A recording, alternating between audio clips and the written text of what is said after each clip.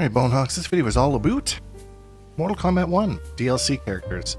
Today I'm going to go through all the combat pack characters and kind of rank them for you from easiest to learn, most beginner friendly, to the most difficult. Definitely don't pick these guys up if you're new to the game.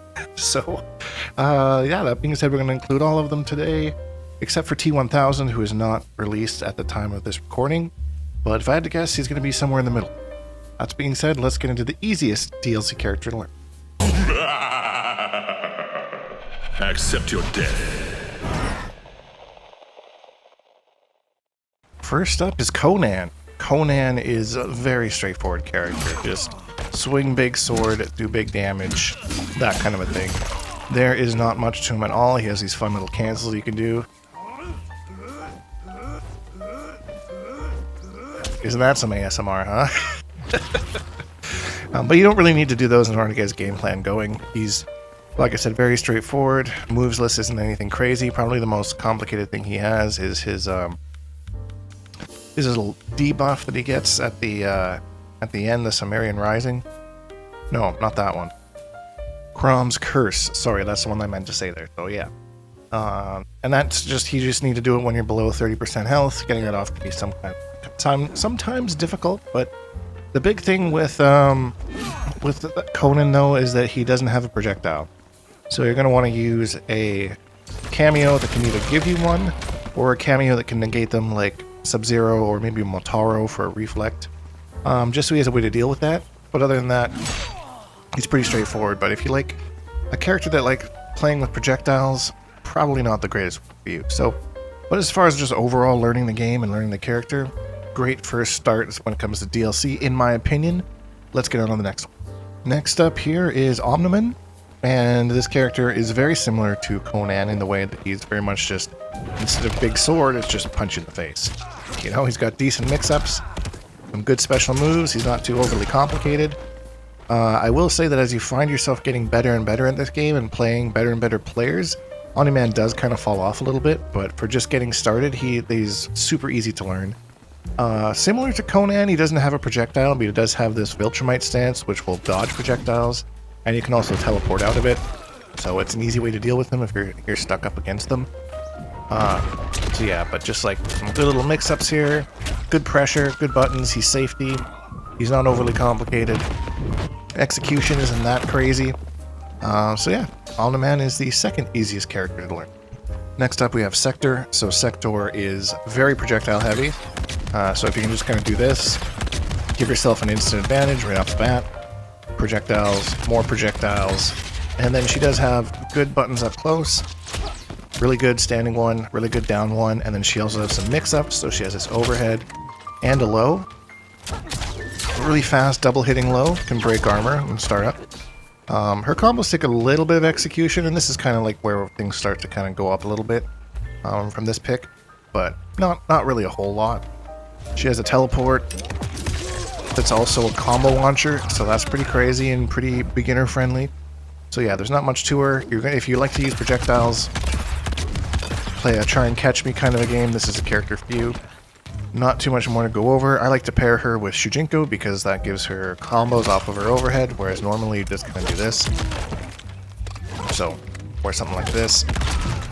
So yeah, Shujinkydink gives you some more possibilities. There are other characters too that can, like Motaro and that kind of a thing, but yeah, not too much else to say here. This is a character that I've been maining. I have a lot of fun with her because yeah, she's just pretty straightforward and she does really well in this game. Next here is Peacemaker. Starting to get a little bit more complicated. The thing that makes Peacemaker a little bit more complicated is you have this extra resource to manage in Eagly. You can easily get caught with your pants down like that right there, because if you go and do it and Eagly isn't available, he's going to look like he's trying to take a fart in the air. So you have to kind of know the timing on that, so that makes it a little bit. He's also got his anti-gravity, which has multiple ways that you can put them.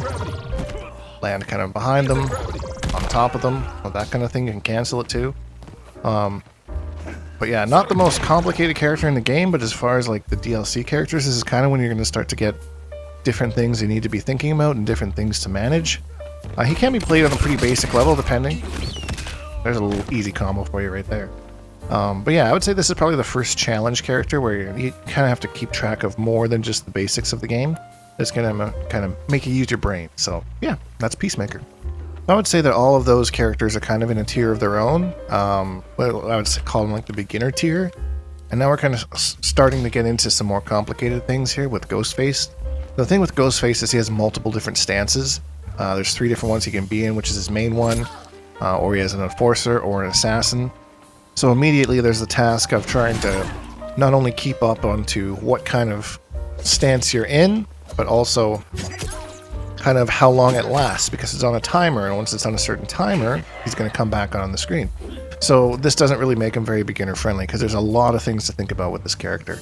That being said, to just learn him, you don't have to use the other stances right away. You can just use him kind of as is, and he has a lot of really fun tools.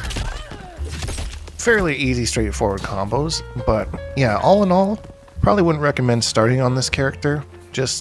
There's just a lot to think about. Next up is Homelander, and Homelander not only has some really funny like flight stuff that you have to learn, he can also be extremely unsafe. That being said, if you know how to play the game, you have strong fundamentals, Homelander will really pay off for you. The execution is a little bit difficult. His combos kind of hurt my hands when I was trying to learn them. But he's an incredibly strong character, one of the strongest characters in the game, which gives a little bit more forgiveness when it comes to learning him. But if you're doing kind of the wrong things, the wrong time, you can be really unsafe and lose very fast. So that's why you have to have some pretty deep game knowledge in order to play him at a fairly competent level. Otherwise, you're just going to be like charging yourself into a full combo punish and you're losing in 2 turns. And all you try to do is make a couple reads on movement, maybe. Something like that. But once you get good enough with the game, and you understand like the fundamentals and how some characters work, and you understand when to do things, Homelander becomes incredibly strong. And especially when paired with Farah. That pairing is super annoying because he can fly, have her on his back, and there's an overhead there. He did lose a little bit of his mix that he used to have before, that used to be a low and now it's a mid. So now his trick is more between throws and is he gonna come punch you in the face. But yeah, it's super easy at a beginner level to play him completely wrong and kill yourself super fast. This is why I don't think he's very beginner friendly. But once you're going to start building up that game and really getting some confidence in yourself, maybe give him a go and see if he's a character for you, because he is incredibly strong. Next is Noob Saibot, and Noob Saibot is kind of in a similar boat to Homelander. A very, very strong character, can be absolutely insane, but is very easy to play unsafe. So you have shadows to manage with Noob Saibot. So if he throws out a shadow, there's a bit of a cooldown before the shadow actually comes back. So you have to be careful to use that. Otherwise, you're just going to throw yourself at it, and that is extremely unsafe. Same with his shadow slide as well, and his tackle, and all those kind of things. You have that to manage. He has special moves like this one, where you're kind of controlling a separate entity as well. Also not the most beginner-friendly thing. So, besides that though, I mean, his combos can be a little bit tricky also. So, I mean, there's a few reasons there why I probably wouldn't recommend him to be like your starting character as a beginner. But similar to Homelander, I feel like I'm going to say the same thing. Once you really understand the game, you get it down, you kind of understand his moves and how he wants to go and how to manage everything correctly. Very, very strong character. There was a time when people had Noob Saibot as the top character in the game. And really good cameo synergy as well. You can use a lot of different cameos with him. He has a lot, but there's just way too many ways with this character to kill yourself prematurely. That's super duper unsafe. So, again, but super strong, does really, really good damage. You're just going to need that education and that knowledge to get it. So, from here, we're going on to some really heavy hitters. And you could kind of put these all in, I don't know, kind of any order, and I wouldn't necessarily disagree with you. So, these next ones are kind of in a tier of their own. Next up is Quan Chi. And this character is hard to play because you are given very specific disadvantages that you have to already overcome. So for example, he starts with base 900 health. Here I'm using Shujinkydink to give him up to 1000. He does not have a 7-frame move. I believe his poke is 9 frames. Which as a beginner probably won't mean a whole lot to you, but you will feel it when you start playing the game. And he plays very, very unconventional. Like, how you think you would learn the game is not how Quan Chi plays.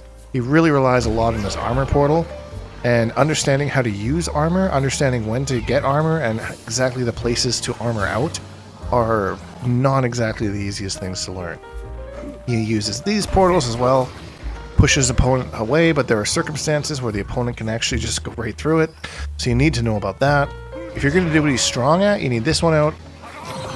I've been called the Quan Father over the years because I championed this character for, what has it been, like 14 years now? And this is not the greatest iteration of him. So, as a beginner, you're kind of handicapping yourself before you even get started by just picking Quan Chi in the first place. So, and I'm not saying he can never get wins. He can get wins. You know, I definitely have him in the lower tier of the tier list. But you just have to outplay your opponent severely. And that's hard to do given the tools that he has at his disposal. So we'll see if anything changes as of the recording of this video. I think he's kind of meh, which makes him really, really not beginner friendly. But yeah, that's Quan Chi in a nutshell. You know, maybe don't start with Quan Chi. You know, he is cool though. I love his design. It's really cool. Next we have Takeda, and this character is actually insane.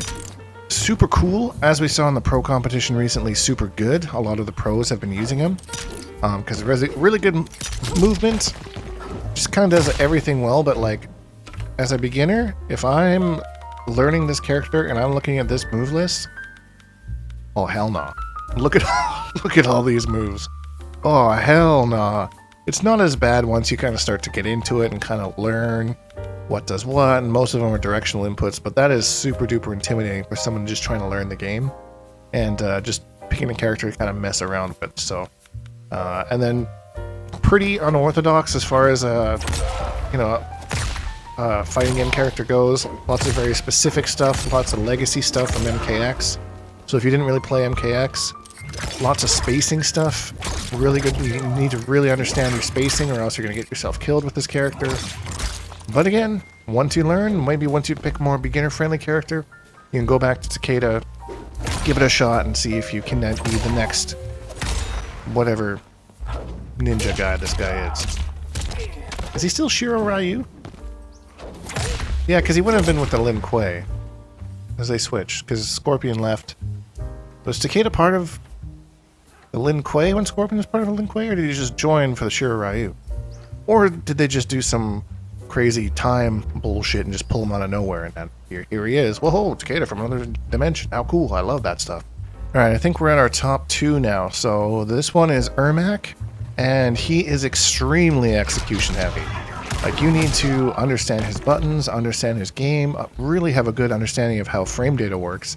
And then you have to execute these cancels, know when to use them, when to not use them, when to actually commit to the bit, as they say. But yeah, again, a super strong character. You're kind of limited in your cameos a little bit, I think.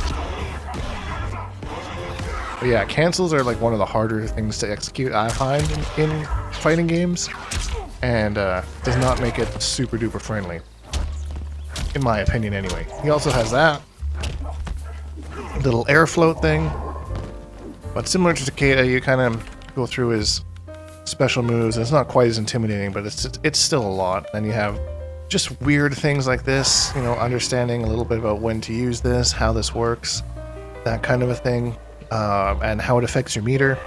Just not a beginner-friendly character. Probably, I guess technically in my list, the second hardest character to learn as a beginner, someone just getting into fighting games or getting into Mortal Kombat in general. So maybe if you play cancel characters in another, you know, like Street Fighter or something, and you're coming over, sure, maybe that's not so bad. But I mean, if you're just kind of brand new and you're trying to figure things out in this game, hard no for Ermac. Just pick literally anybody else other than the next character we're about to get into. Welcome to Cyrax Town, everybody. This character is ridiculously hard to learn. I tried to pick her up at one point, and even with my level of knowledge, there's just so much to this character, which makes this character so hard to learn, is that her damage is kind of mediocre. Like, it's kind of in the mid 300s, sometimes lower or higher 200s, but she relies on getting these out and then launching you again with certain setups. So she has a grab, for example. She grabs you into the bomb. She just got a combo launcher off a grab, which is really huge.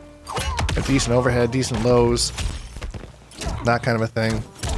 But it all relies on you knowing exactly how to end your combos with a certain setup if you're going to have a hope in hell of getting any sort of damage with this character. One thing that does make it a little bit easy is this is a little bit of a spammable move because it's fairly safe. And that's a combo starter as well. I was get hit by somebody yesterday who was doing this into this. And that steals your meter. And you just never get breaker, you never get ahead. So yeah. Really strong character. Lots of different cool combo routes and things that you can do. But not at all a beginner-friendly character. You could, in theory, maybe switch Ermac and her around. I feel like she just has way too many more scenarios that you need to know exactly what your next move is. You need to make sure that you're reading your opponent to make sure you're doing the right thing. That Ermac doesn't really have to do as much of, and Ermac gets much more reward out of it than Cyrax does, so that's why I think that Cyrax is probably the hardest DLC character to learn if you are a beginner to Mortal Kombat. And that's it. Let me know if you have any disagreements or anything to add in the comments down below. Hopefully you found this useful or entertaining, depending if you already knew all this. Or maybe you're shaking your fist at me right now saying, "Think you don't know what you're talking about. Get out of here, old man." And that's exactly what I'm going to do. If you enjoyed this video, please leave a like because it really helps me out. And subscribe if you haven't because I make new videos almost every single day. Hashtag Bonehawks, all that stuff, and we'll see all you Bonehawks in the next video.